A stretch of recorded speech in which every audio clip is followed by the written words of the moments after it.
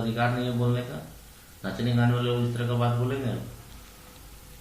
कांग्रेस के नज़र में किसी को भी स्वतंत्रता आंदोलन को लेकर, महात्मा गांधी के कृतित्व को लेकर ओछी टिप्पणी करने से बाज आना चाहिए। दुख तब होता है जब ऐसे टिप्पणी करने वालों को केंद्र सरकार और भाजपा नेतृत्व में बैठे लोग अपना संरक्षण देने लगते हैं, प्रोत्साहित करते हैं। यह देश की राजनीति के लिए अच्छे संकेत नहीं है। कोई भी व्यक्ति, चाहे वो कलाकार हो, नचनिया गवनिया हो या पढ़ा लिखा इंसान हो, किसी को भी राष्ट्रपिता महात्मा गांधी के प्रति अनादरपूर्वक टिप्पणी नहीं करना चाहिए और देश की आज़ादी को लेकर भी भ्रामक बातें नहीं करनी चाहिए। जिस अभिनेत्री ने इस तरह का टिप्पणी किया है, बार बार किया है आज़ादी के बारे में, यह उस व्यक्ति के अपने मानसिक दिवालियापन को दिखाता है, जो ये समझ रहा है कि 2014 में देश आज़ाद हुआ, इसका मतलब वो राष्ट्रभक्त नहीं रखता है, उसे देश के प्रति उसका कोई समर्पण नहीं है। और देश के फ्रीडम मूवमेंट को लेकर और 2014 से पहले तक कि देश में जो जो विकास के काम हुए उसको लेकर वो व्यक्ति पूरा अनभिज्ञ है, या वो इतना भाजपा प्रेमी व्यक्ति है जो अंधभक्त हो चुका है और उस चलते इस तरह की टिप्पणी करता है। मैं समझता हूँ ऐसे टिप्पणी करने वालों को अगर कोई भी पार्टी या कोई भी सरकार तरजीह दे या उसे प्रोत्साहित करे तो ये बहुत दुर्भाग्यपूर्ण बात है। कुलभूषण जाधव जो नेवल ऑफिसर जो बंद है पाकिस्तान के जेल में, सेंट्रल डेथ मिल गया है, इंटरनेशनल कोर्ट ने आज उसको परमिशन दे दिया कि वो अपील कर सकता है इस मामले में।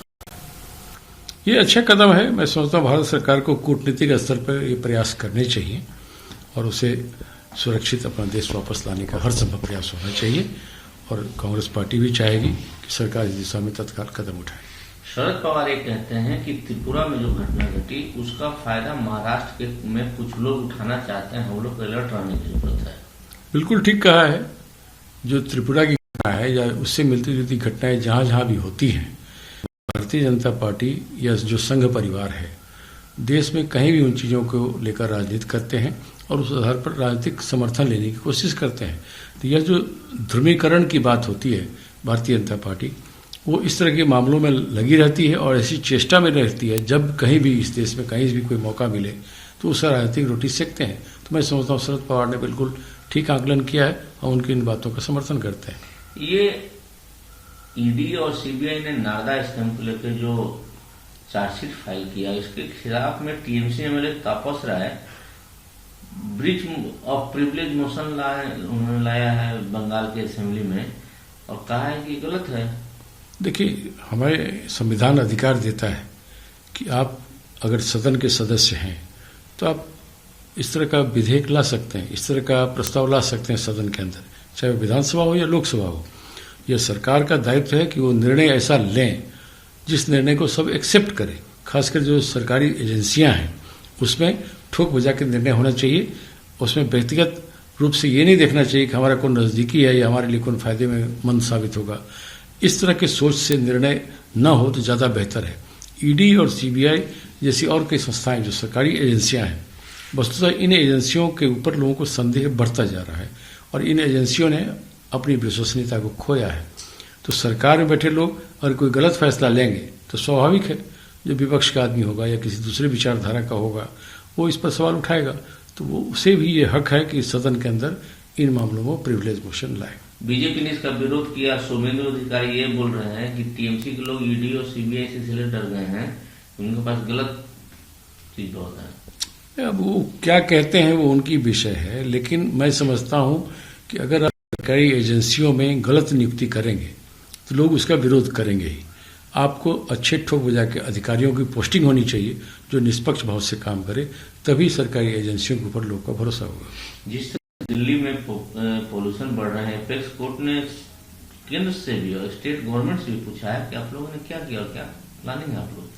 देखिए, पॉल्यूशन को लेकर दिल्ली की स्थिति में गिरावट बराबर होती रही है और ये कोई पहला मौका नहीं है। पिछले 5-10 साल में इसमें लगातार हर साल ठंड के समय ये बढ़ता है।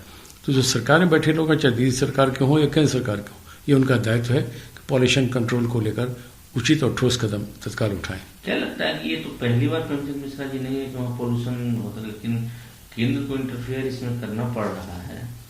ये राज्य का विषय है। मैं समझता हूँ राज्य सरकार को उचित कदम उठाने चाहिए और प्रदूषण नियंत्रण के लिए जो कदम समय रहते उठाना चाहिए, मैं समझता हूँ दिल्ली सरकार नहीं उठा पा रही है। पॉल्यूशन एक बड़ा खतरा के रूप में उभर रहा है पूरे विश्व में। दिल्ली भी उससे अछूता नहीं है, लेकिन उसकी जो मानक है उसमें तेजी से बढ़ोतरी संकेत दे रहे हैं कि यह खतरनाक स्थिति में लोगों को एक तरह से विवश कर दिया कि आप उस स्थिति को फेस करें। तो पॉल्यूशन कंट्रोल को लेकर मैं समझता हूं हर दल को, हर सरकार को ठोस कदम उठाने की आवश्यकता है। दिल्ली सरकार को भी कदम उठाने चाहिए।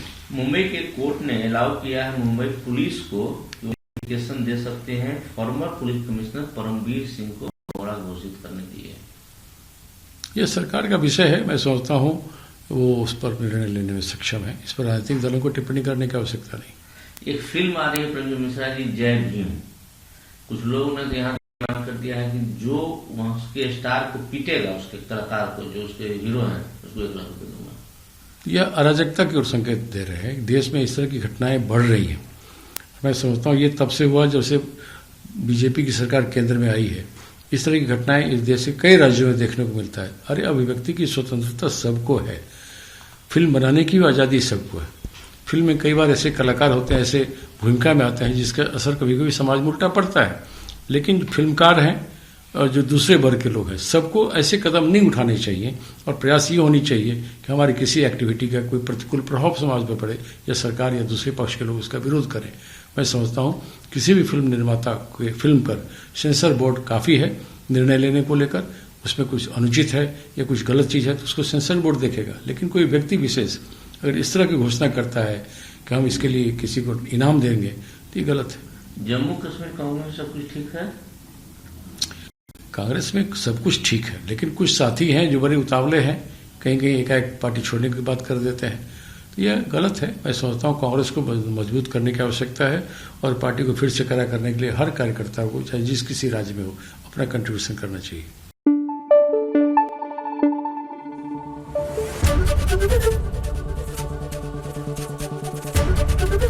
एबीपी न्यूज आपको रखे आगे।